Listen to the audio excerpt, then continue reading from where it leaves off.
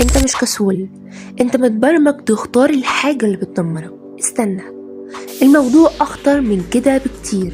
بتفتح الموبايل دقيقة تقفل تلاقي عدى ساعة، تقول هبدأ تلاقي نفسك بتأجل، تنام وانت حاسس انك ضيعت يومك.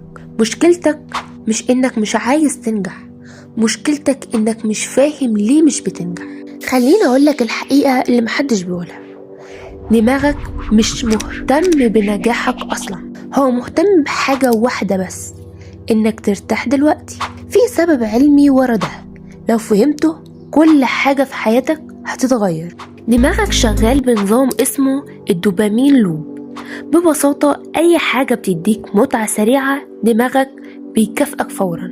المشكلة إن المذاكرة، الشغل، التمرين مفهومش أي مكافأة فورية، فدماغك بيقارن راحة دلوقتي ولا تعب ومفيش نتيجة حاليا. طبعا دماغك هيختار الراحة. بس استنى، في حاجة أهم من كده بكتير. تخيل معايا إنك داخل سوبر ماركت، كل زرار بتدوسه بيديك مكافأة فورا، وانت مطلوب منك تسيب السوبر ماركت حالا وتروح تبني مشروع هياخد شهور. هتختار ايه؟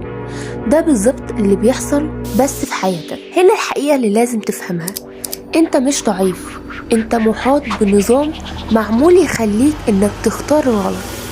علشان كده الإرادة لوحدها مش هتكسب. طب تعمل ايه؟ مش هقولك قاوم، هقولك غير اللعب. 1. رول 10 ثواني. أي حاجة غلط خليها أصعب ب10 ثواني. مثال، الموبايل حطه بعيد، السوشيال ميديا امسحها من الصفحة الرئيسية، وهكذا في أي عقبة قدامك. 2. رول البداية السهلة. ما تقولش هذاكر ساعتين، قول هذاكر 10 دقايق بس.